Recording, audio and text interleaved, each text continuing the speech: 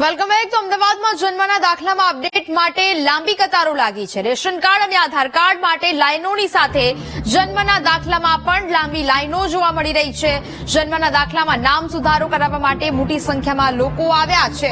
આસ્ટોડિયા આરોગ્ય ભવન પર લોકોની લાંબી કતાર લાગી છે।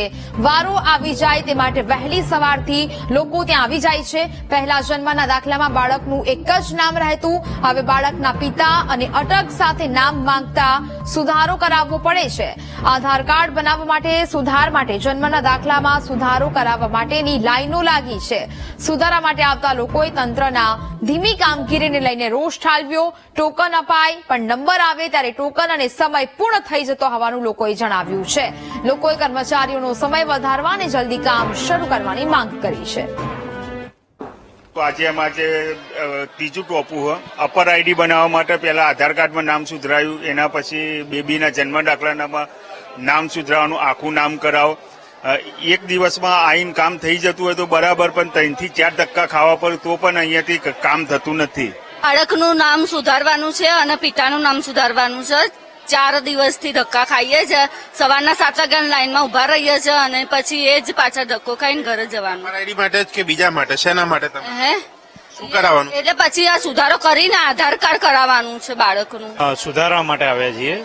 શુક્રવારે બી આવ્યા હતા, આજે ફરીથી આવ્યા છીએ। એ દિવસે લાઈન બહુ હતી, લાઈનમાં નંબર આવ્યો ને પછી નંબર બંધ કરાવરાઈ દીધું કે તમારો ટાઈમ પૂરો થઈ ગયો છે, કે પછી ટોકન સિસ્ટમ ચાલુ થઈ। એના પછી બીજા બધા લોકો ટોકન લઈને આવે છે। અત્યારે 2 લાઈન ત્યાં કરી દીધી છે, એક પેલી સાઈડ છે, એક આ સાઈડ છે। અને અંદર જશું એટલે પછી કે આ પ્રમાણપત્ર નથી, કે આ સર્ટી નથી, ને પાછો બીજો ધક્કો ખાવાનો। એટલે રેગ્યુલરલી એ હેરાન થઈ રહ્યા છે। શાળામાંથી મોકલા છે, આધાર કાર્ડ અપડેટ કરાવવાનું છે, એટલે સ્કૂલમાંથી એમને કંઈક નંબર જોઈએ છે, એના માટે બર્થ સર્ટિફિકેટમાં ચેન્જીસ માટે મોકલે છે। દાખલા માટે થાય સાહેબ। છોકરીનો જન્મ દાખલો છે, પહેલા જે 2018માં મેં કઢાયેલો છે, એમાં ખાલી નામ છે રોમાબેન। અત્યારે સ્કૂલમાં એમનું આધાર કાર્ડ માગે છે અને આધાર કાર્ડ માટે ગયા તો આધાર કાર્ડમાં પૂરું નામ માગે છે, રોમાબેન મહેશભાઈ ચુનારા। હવે એના માટે અમે ધક્કા ખાઈએ છીએ। આજે હું 5મી વાર આવ્યો છું। અહીંયા કાર્યક્રમ ટાઈમ છે, ટાઈમ 11 વાગ્યાનો છે, અમે 7 વાગે આવીએ છીએ। જયારે અમારો ટાઈમ આવતા આવતા અમે 7 વાગે આવીએ તો પણ અમારો ટાઈમ 5 વાગે આવે। 4 વાગે ઓફિસનું કામ બંધ કરી નાખે છે। 4 વાગે આવીને અમે પાછા જઈએ, ફરી કાલે 7 વાગે આવીએ, અમારો ટાઈમ એટલો જ બગડે।